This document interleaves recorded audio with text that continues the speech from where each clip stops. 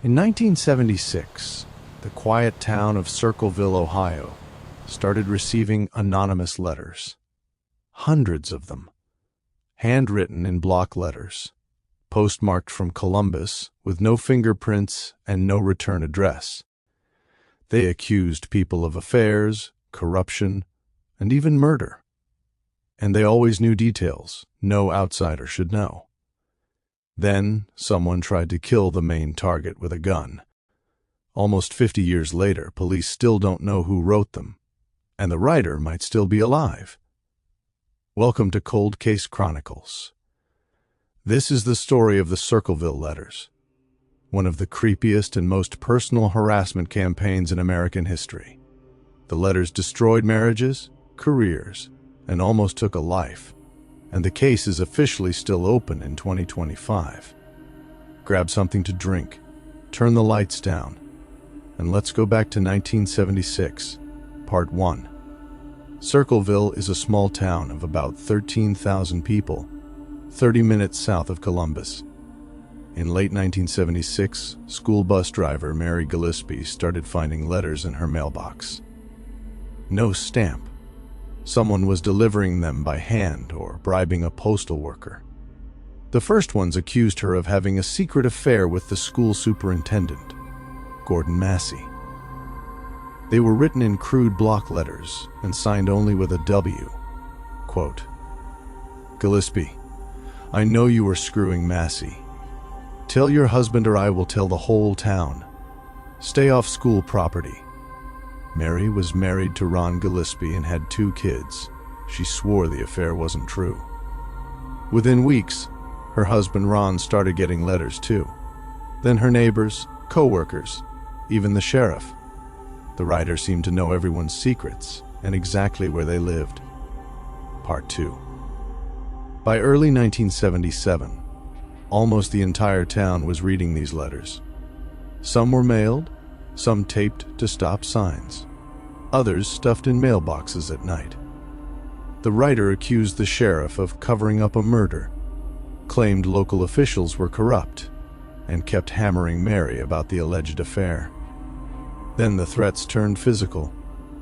Hand-drawn maps started appearing, showing Mary's daily bus route with notes like, "I'm watching you."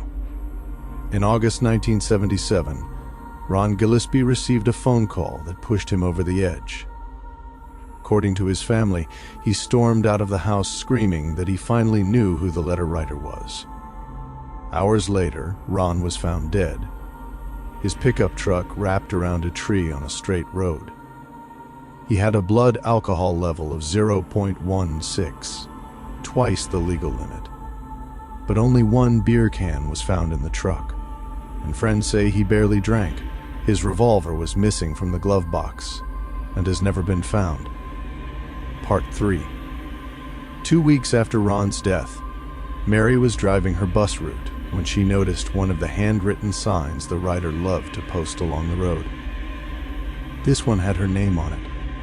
She pulled over with her 13-year-old daughter to rip it down and discovered a rigged .25 caliber pistol pointed right where her head would have been. The gun was tied to the sign with string. Pull the sign, fire the gun. Serial number scratched off, but police traced it anyway. It belonged to a man named Paul Fresheur, Mary's brother-in-law and Ron's co-worker at the local Anheuser-Busch plant. Paul had recently separated from his wife Karen, Mary's sister, and handed in several guns as part of a court order, but claimed this one was stolen months earlier. Police searched Paul's house and found a stack of block-lettered drafts that looked eerily similar. In February 1983, Paul Fresheur was arrested and charged with attempted murder. Part 4. Paul insisted he was innocent. His handwriting was compared to the letters. Experts were split. Some said match, some said no. No fingerprints, no gunpowder residue on Paul, and witnesses placed him at work when some letters were postmarked. But the jury convicted him anyway. He got 7 to 25 years. Here's where it gets insane. The letters did not stop after Paul went to prison. In fact, they got worse. Hundreds more were sent, including to the prison, taunting Paul himself. One read, "Frère, now you know what it feels like when everyone is against you." Prison officials confirmed Paul was in solitary confinement with no mail privileges, when many of these were postmarked Columbus. Even the TV show Unsolved Mysteries received a postcard from the writer in 1994, postmarked Columbus, same block handwriting. Part 5. So who really wrote the Circleville letters? Theory 1. Paul Frère had an accomplice, maybe a relative or co-worker. Theory 2. It was someone else entirely, possibly a disgruntled postal worker with access to addresses and schedules. Theory 3. A jealous co-worker of Mary's who wanted revenge. In 1999, Paul Frère was paroled after serving 10 years. He took a polygraph in 2002 for a TV show, passed with flying colors. He died in 2012, still claiming innocence. In 2023, the Pickaway County Sheriff reopened the case after new tips came in. As of December 2025, still no arrests, no DNA matches, and the writer has never been positively identified. End. Almost 50 years later, Circleville still talks about the letters in whispers. Some residents still get nervous when an unmarked envelope shows up. If you live in Central Ohio and have any information, the sheriff's office is still taking tips anonymously. What do you think? Was it Paul Frère acting alone, an accomplice, or someone the police completely missed? Drop your theory in the comments, and I'll pin the most convincing one.